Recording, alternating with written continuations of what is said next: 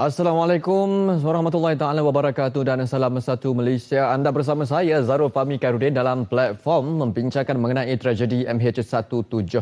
Kami bawakan ke studio tetamu jemputan bekas Panglima Grup Artileri Pertahanan Udara Dato' Husin Tahak untuk membincangkan dengan lebih terperinci mengenai peluru berpandu yang digunakan untuk menembak pesawat malang MH17 itu. Oleh itu, pastikan terus bersama kami untuk kupasannya.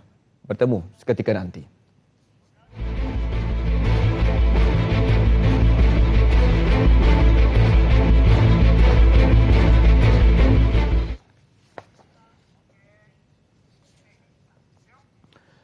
Kita mulakan dengan laporan ini terlebih dahulu. Pasukan khas siasatan tragedi pesawat MH17 dari Malaysia tiba di Kiev, Ukraine awal pagi tadi. Mereka dijangka berada di situ selama seminggu bagi menjalankan kerja-kerja siasatan dan tugas pasca tragedi. 131 delegasi itu tiba di lapangan terbang antarabangsa Borispol, Kiev pukul 4 pagi waktu tempatan. Mereka menaiki pesawat sewaan khas Malaysia Airlines MH5002. Delegasi terdiri daripada 131 anggota pelbagai agensi termasuk Majlis Keselamatan Negara, PDRM dan Angkatan Tentera Malaysia. Turut serta 10 imam dari pihak Jabatan Kemajuan Islam Malaysia JAKIM yang akan terlibat secara langsung dengan proses pengurusan jenazah penumpang Muslim. Delegasi diketuai Pegawai MKN Khairil Hilmi Mukhtar. Mereka dijadual mengadakan pertemuan dengan warga kedutaan Malaysia di Ukraine hari ini. Aktiviti seterusnya dijangka dimuktamadkan selepas pertemuan terbabit.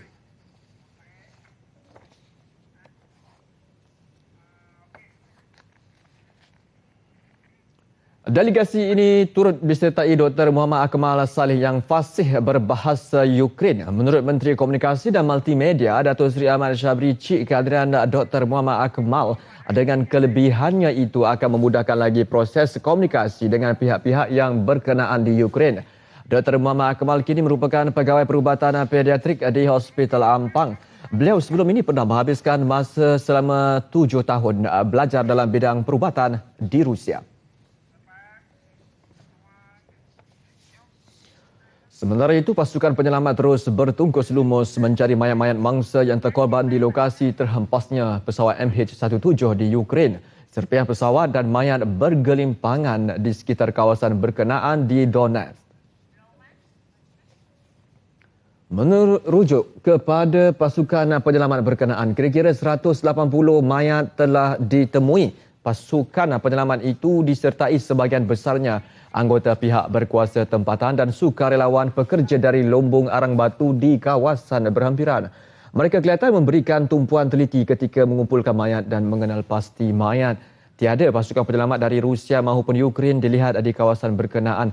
Ada laporan media menyebut kotak hitam kedua yang ditemui semalam seperti juga kotak hitam yang pertama yang ditemui sehari sebelumnya telah dirampas oleh kumpulan militan tetapi mereka tidak dapat mengesahkan spekulasi itu.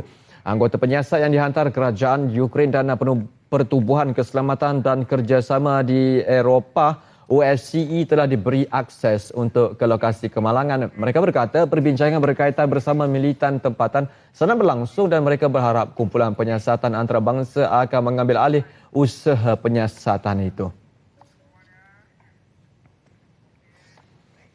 Dalam pada itu, kumpulan pertama pemerhati antarabangsa tiba di timur Ukraine namun tidak dibenarkan menghampiri lokasi tragedi oleh pemberontak pro-Rusia. Delegasi seramai 30 orang dari Pertubuhan Keselamatan dan Kerjasama Eropah OSCE yang diketuai Timbalan Ketua Misinya Alexander Hack tiba di Rabaul untuk melihat sendiri kesan tragedi. Tetapi usaha mereka untuk mendapatkan maklumat terperinci dihalang oleh puak pemberontak pro-Rusia yang menguasai wilayah terbabit yang hanya membenarkan mereka seketika di lokasi sebelum menghalau delegasi ESCO keluar dari kawasan terbabit.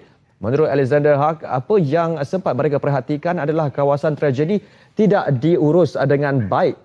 Puak pemberontak turut memberi amaran kepada mereka agar mengikut arahan atau berdepan tindakan keras pemberontak pro-Rusia itu menyifatkan Rabaul bukanlah berada di bawah kuasa Ukraine tetapi sebaliknya di bawah pentadbiran sendiri yang dikenali sebagai Republik Rakyat Donetsk. Pertubuhan Penerbangan Awam Antarabangsa sebelum itu menghantar permohonan kepada kerajaan Ukraine untuk membantu dalam penyiasatan kes ini Namun apabila pasukan penyiasat tiba, mereka menghadapi pelbagai halangan di wilayah yang bergolak itu. Pesawat Malaysia Airlines MAS MH17 yang terhempas di Ukraine dekat sempadan Rusia dipercayai ditembak jatuh menggunakan sistem peluru berpandu Buk yang dibangunkan pada era Soviet Union dan Perang Dingin. Buk merupakan peluru berpandu jarak sederhana dari permukaan darat ke udara. Ia digerakkan dengan kenderaan di mana hanya 5 minit diperlukan untuk menyediakan bateri tembakan dan ia boleh bergerak semula dalam 5 minit berikutnya. Itu sedikit mengenai latar belakang Buk ataupun peluru yang digunakan untuk menembak MH17. Kami bawakan ke studio bekas Panglima Grup Artileri Pertahanan Udara Datuk Hussein Tahak untuk membincangkan perkara ini secara lebih mendalam. Terima kasih Datuk kerana sudi untuk bersama kami pada petang ini. Baik Datuk, mungkin sebelum kita terus kepada persoalannya, mungkin boleh secara ringkasnya boleh Datuk perincikan sedikit Grup Artileri Pertahanan Udara, apa peranannya? Assalamualaikum warahmatullahi wabarakatuh dan terima kasih kepada RTM kerana menjemput saya pada petang ini untuk bersama-sama berkongsi pengalaman. Ya, Grup Artileri Pertahanan Udara merupakan satu ketumbukan sistem pertahanan udara tentera darat yang dibangunkan untuk memberi perlindungan udara kepada pasukan-pasukan dan aset-aset tentera darat semasa operasi dan peperangan. Itulah matlamat utamanya, untuk menentukan tentera darat dapat melaksanakan misi tanpa dari gangguan udara musuh. Itu dia antara sedikit latar belakang mengenai grup artileri yang disebut oleh Datuk sendiri. Malam Khamis lalu pesawat MH17 ditembak jatuh dari ruang udara Ukraine oleh peluru berpandu daripada pelancar Buk. Tetapi tidak pasti siapa yang melakukan tembakan itu, Datuk. Mungkin kalau boleh diberikan sedikit informasi bagaimana, apakah kekuatan Buk ini dan ketepatan sebenar senjata ini, bagaimana ia berfungsi? Senjata BUK ini ataupun Buk permulanya dibangunkan pada tahun 1932 zaman era Perang Dingin. Masa itu dipanggil SAC, Gainpool. Pada tahun 32 dan dia dibangunkan peringkat selepas itu kepada SA-11 yang dipanggil Gadfly dan juga yang terbaru SA-17 Greatly ataupun untuk ekspor version Ural, dipanggil Ural atau Buk sampai M2 sekarang ini yang untuk ekspor version. Dan yang terbaru saya dapat tahu Buk M3 akan dikeluarkan dan pada tahun 2015 saya difahamkan bahawa tentera Rusia akan menggunakan Buk version M3 ini sebagai satu standard sistem pertahanan udara dia. Jadi sistem ini menggunakan sistem yang dipanggil guidance system dia ataupun sistem panduan dia dipanggil radar, semi-active radar homing. Semi-active radar homing bermakna sasaran akan dikesan dan di-lock oleh radar dan selepas itu akan diikuti sasaran itu sehingga dia mengenai sasaran. Jadi sistem ini amatlah tepat kalau dilihat dari segi perangkaan dia, statistik dia, SKP dia ataupun single shot capability dia ataupun keberangkalian kena dia adalah di antara 90 hingga 90%. Mana satu misal itu kalau ditembak kemungkinan akan mengenai sasaran ialah 90 ke 90%. Very high, sangat tinggi. Peratusannya amat tinggi untuk mengenai sasaran dengan begitu tepat. Ketepatan yang sangat tinggi. So, tidak mustahil lah apabila MH bergerak pada ketinggian 33,000 kaki itu, tembakannya tepat mengenai. Bermakna walaupun ia satu senjata yang dibangunkan pada zaman-zaman Soviet Union itu sendiri, dia masih lagi relevan dan masih lagi boleh diguna pakai. Ya, senjata ini dah dimajukan daripada tahun ke tahun, telah dibuatkan modification, telah dibuatkan upgrading, permohonan dan sehingga seperti yang kita tadi yang versi atau model yang terbaru ialah M3, Buk M3. Itu yang termoden. Jadi banyak pengalaman dia ada perang dingin, pengalaman selepas masa Iraq dan sebagainya telah digunakan, diperbarui untuk mengemaskinikan dan meningkatkan keupayaan sistem Buk ini. Jadi apa yang ada pada hari ini mungkin yang terkini lah. Seperti mana yang kita tahu MH17 yang telah ditembak jatuh oleh sistem ini, mungkin sistem yang lebih kata mungkin M1 ataupun mungkin M2 saja yang pertengahannya mungkin pada tahun 2000 dan sebagainya. Datuk Hussein tak pernah melihat sendiri bentuk peluru berkenaan, buk berkenaan? Saya tak pernah mendapat melihat ni. Saya tak berpeluang untuk pergi ke Rusia untuk melihatnya sendiri. Tapi dalam pameran-pameran saya selalu dan dalam saya banyak membaca tentang literature mengenai dengan sistem ini. Dan saya bagaimana dari segi kelajuan, berapa kelajuan dia boleh pergi dan jarak berapa jauh dia boleh pergi? Secara ringkasnya saya boleh cakap bahawa reaction time ataupun masa bertindak sistem ini ialah 22 saat. Makna dia 22 saat untuk ketinggian 33,000 kaki. 30... Jadi MH17 hanya mengambil masa 12 saat untuk ditembak oleh buk. Itu dah kelajuan dia. Berbanding dengan kelajuan pesawat udara komersial hanya Mach 084. Ya tak sampai pun 1000 meter sesaat.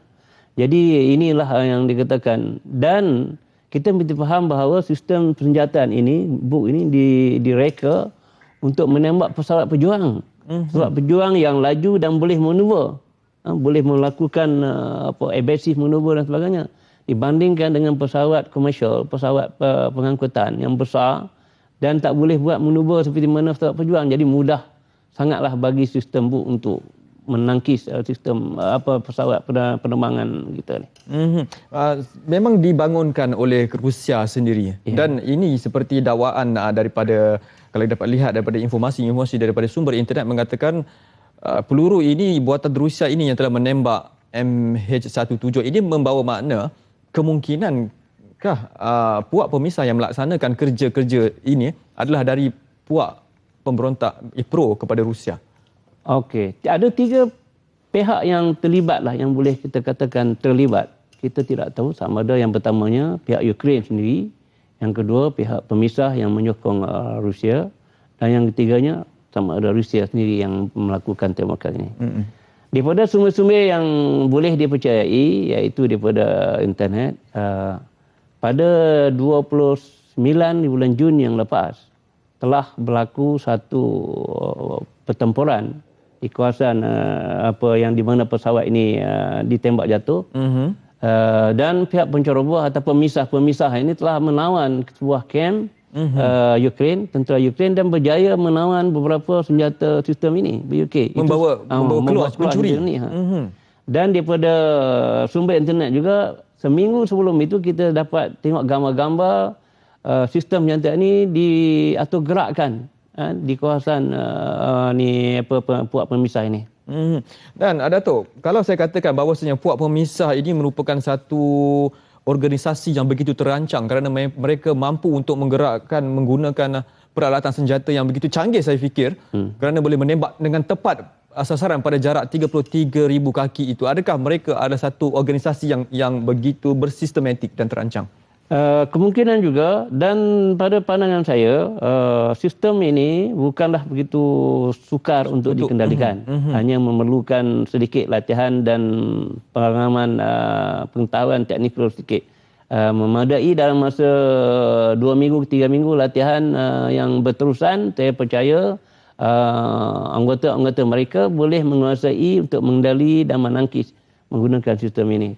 Kerana dia sistem ni macam fully automatic lah. Fully automatic.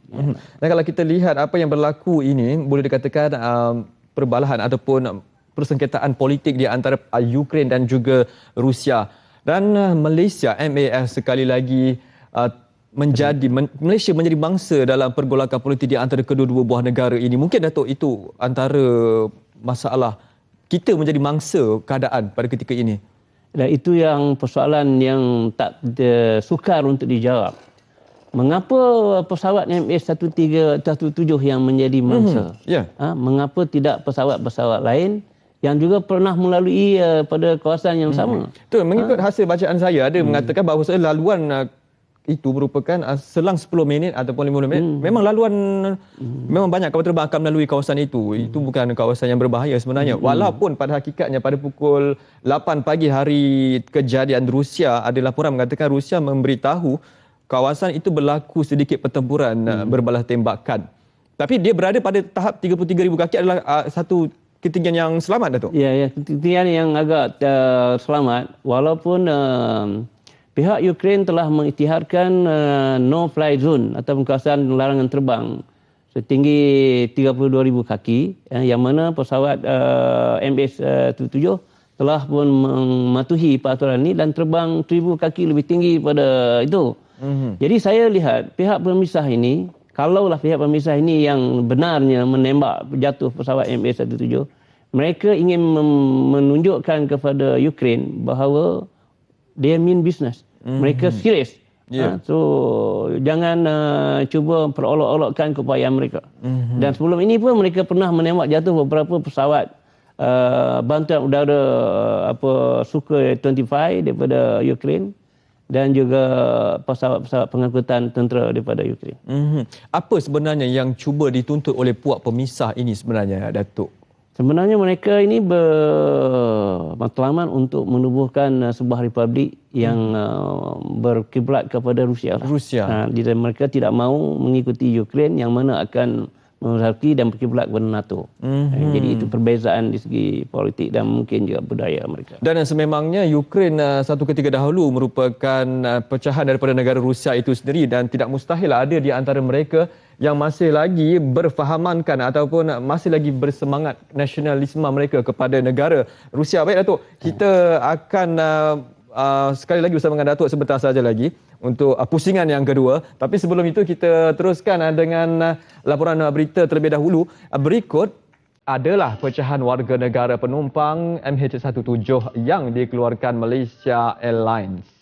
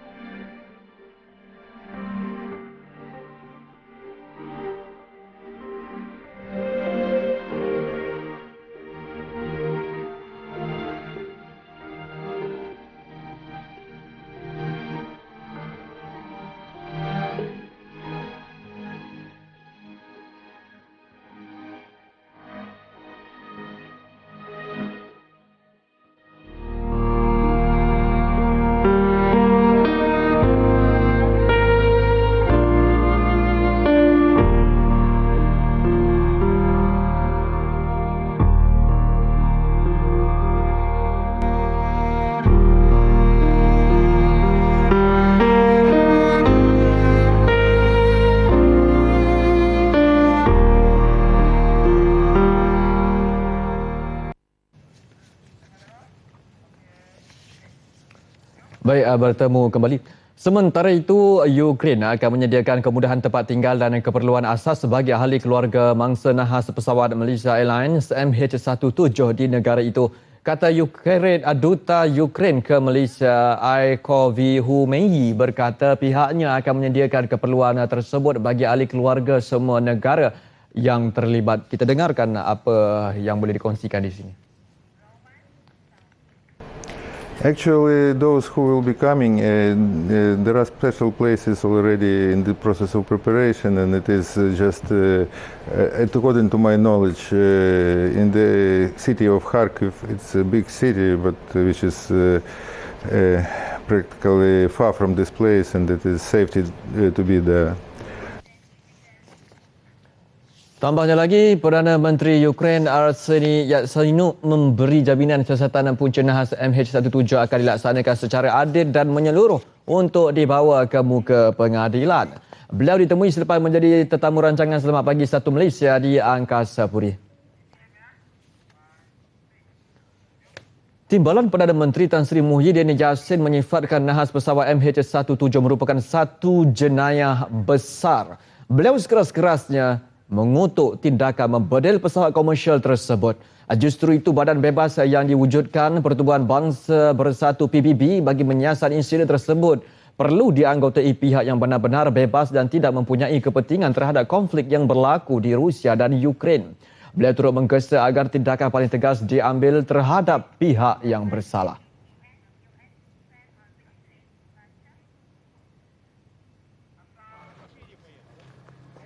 Saya fikir kalau badan yang nak dibentuk ini mesti badan yang betul-betul independen, yang ada kuasa, yang diberikan segala kebebasan untuk masuk ke kawasan dan membuat penyiasatan dan sebagainya, menggunakan apa saja bahan bukti untuk nak establish siapa the real culprit.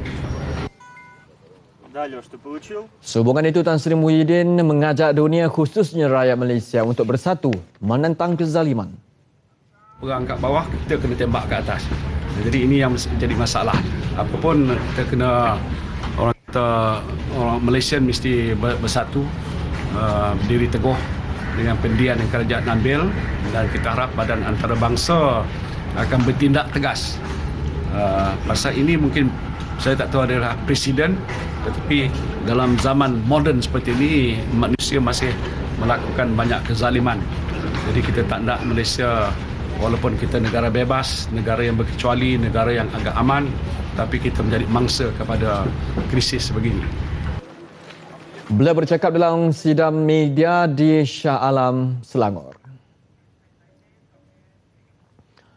Para penyelidik dan aktivis yang terkorban dalam nahas MH17 itu disifatkan sebagai satu kehilangan besar dalam bidang berkaitan HIV/AIDS. Penyelidik terkenal, aktivis dan sekurang-kurangnya dua yang lain yang sedang menuju untuk ke persidangan AIDS di Australia merupakan antara penumpang yang berada dalam pesawat malang itu.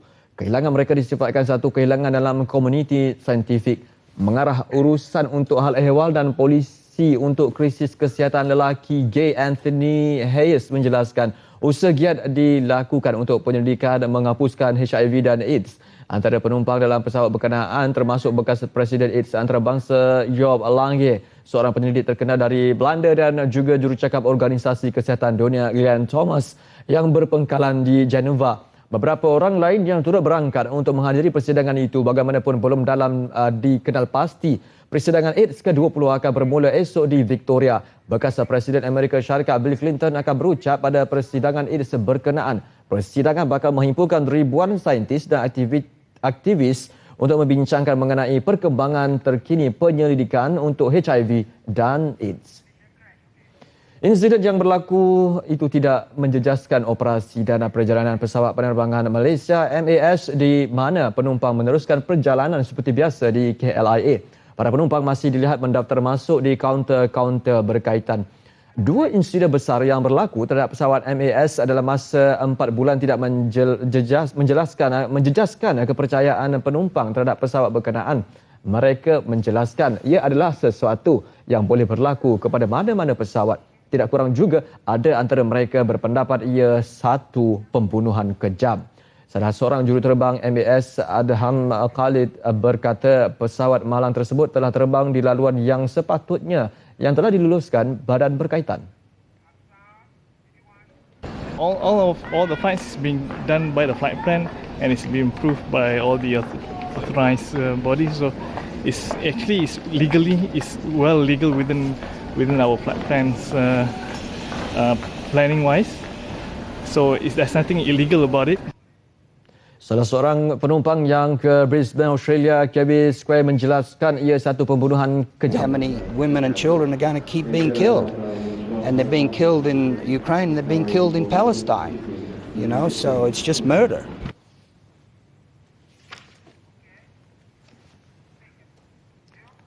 Kerajaan Negeri Sembilan mengecam sekeras-kerasnya tindakan mana-mana pihak yang menembak jatuh pesawat penerbangan MH17 yang terhempas di Ukraine itu. Menurut Menteri Besarnya Datuk Seri Muhammad Hassan, tidak sepatutnya pesawat yang membawa ratusan nyawa orang awam dijadikan mangsa kepada pergolakan yang sedang berlaku antara dua buah negara yang sedang berkonflik. Jika benar ia ditembak oleh pihak-pihak yang tertentu, kita mengecam di atas asas kemanusiaan bahawa tidak sepatutnya pesawat awam yang terbang tinggi 10 km di atas ruang udara, mana-mana pihak pun yang berkonflik di bawahnya, dia tidak sepatutnya menjadi sebagai mangsa kepada konflik yang berlaku di negara tersebut. Kerajaan Negeri Sembilan mengecam atas apa jua sebab kapal terbang ini terhempas dan jika ia ditembak oleh pihak-pihak tertentu dan sememangnya ia tidak boleh dimaafkan.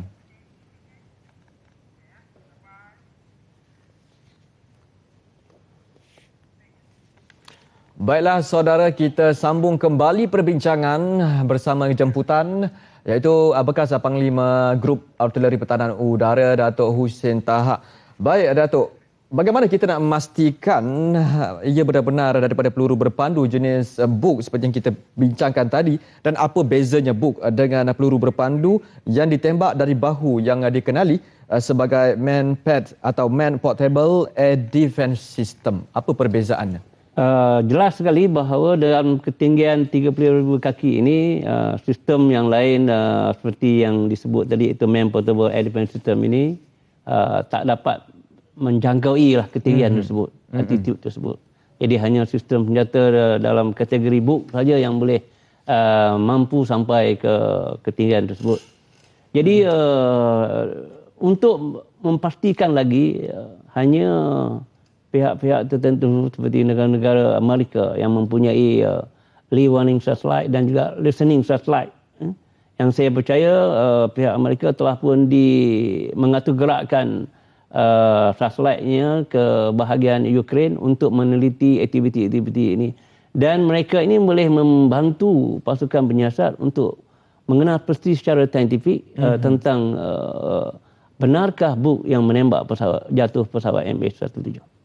Baik Datuk, sekiranya perkara ini, sebenarnya kejadian ini dilakukan oleh Rusia terlibat, apakah kita akan mendapat kejujuran berita ataupun mereka akan dibawa ke keadilan?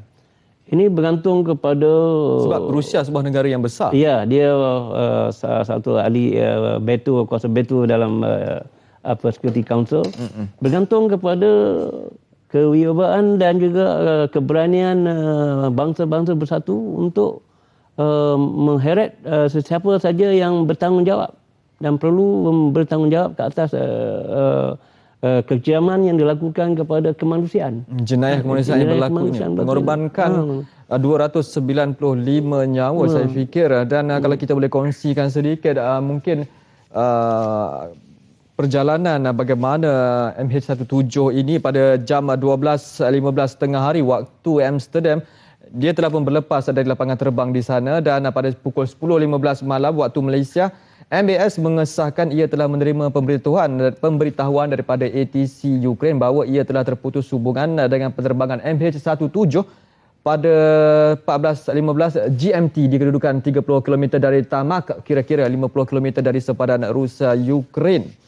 Dan itu antara kronologi sedikit mengenai kehilangan MH17 ini, di mana pada ketinggian 33,000 kaki telah terputus hubungan dan dapat ketahui telah pun terhempas di Ukraine. Itu antara sedikit kronologi penerbangan MH17 ini.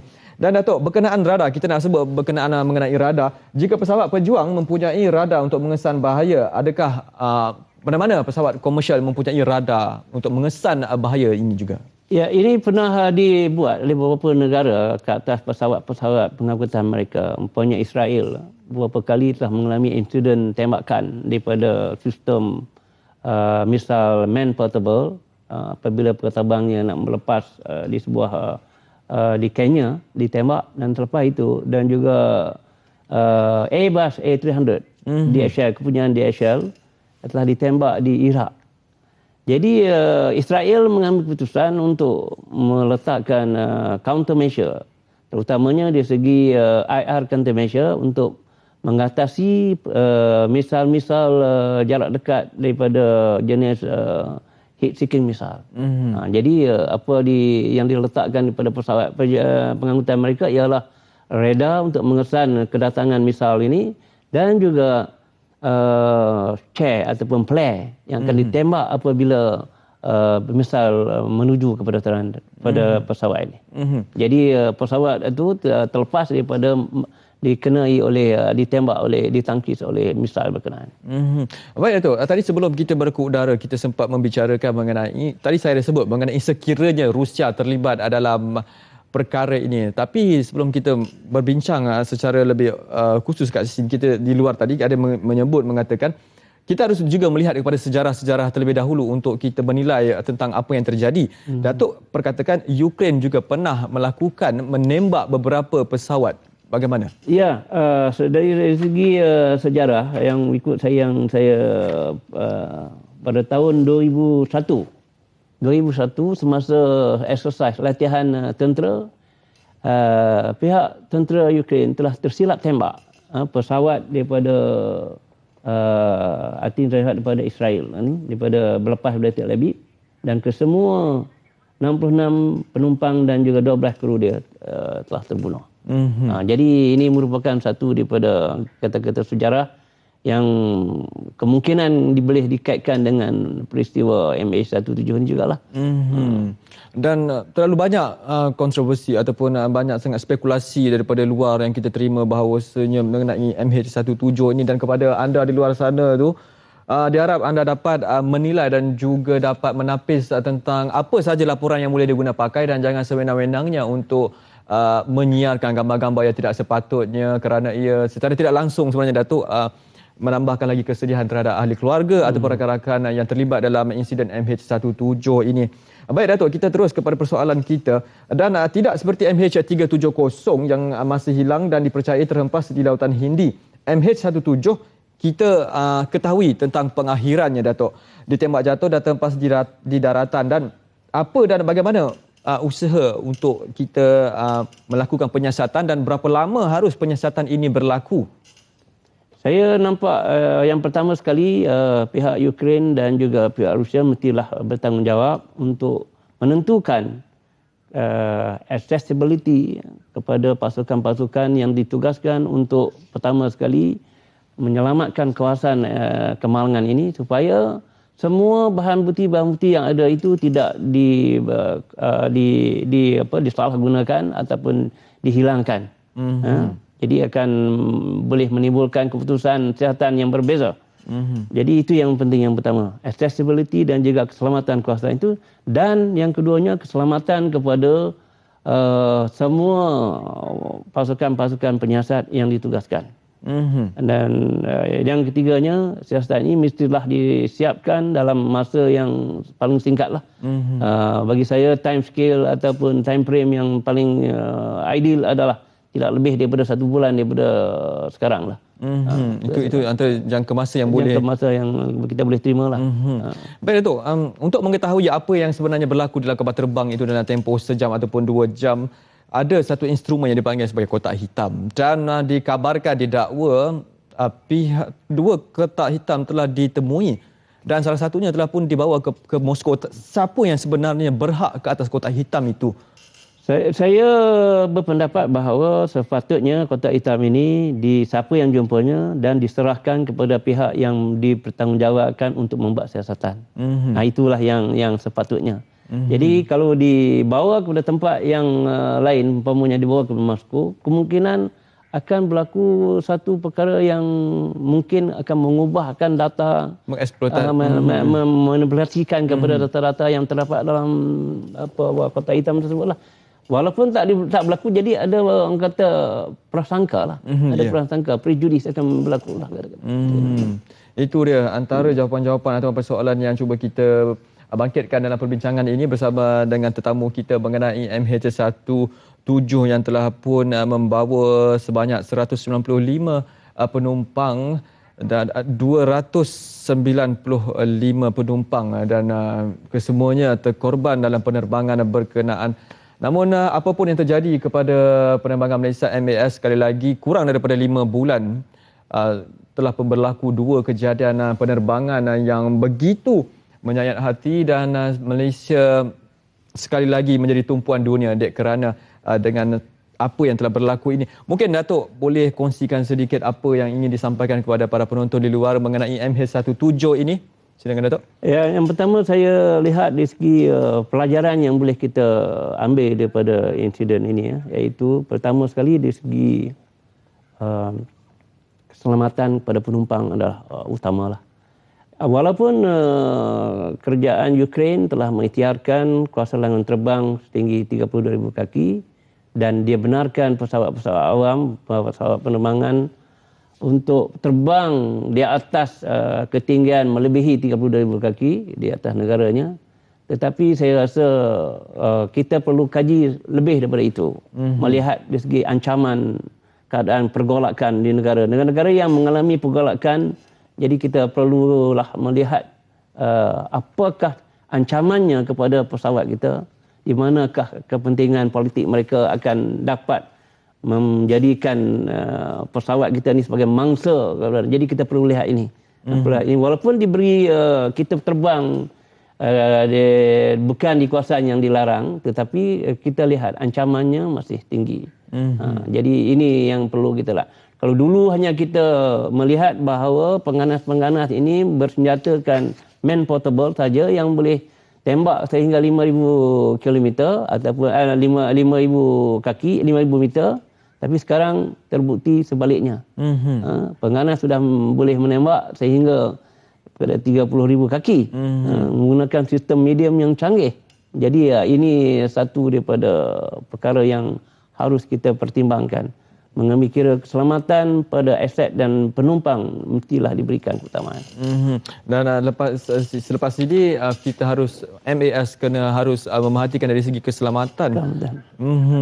Dan bagaimana untuk permintaan Perdana Menteri kita bahawasanya meminta agar kawasan yang bergolak itu diadakan sementara gencatan senjata untuk menyelesaikan masalah ini. Ini satu perkara yang satu cadangan yang baik daripada yang berhormat Perdana Menteri bahawa kedua-dua negara, kedua-dua pemimpin iaitu Ukraine dan Rusia mestilah bersama dengan pihak pemisah ini bersetuju untuk mengadakan gencatan senjata kurang-kurangnya untuk tempoh 1 bulan yang kita kata tadilah.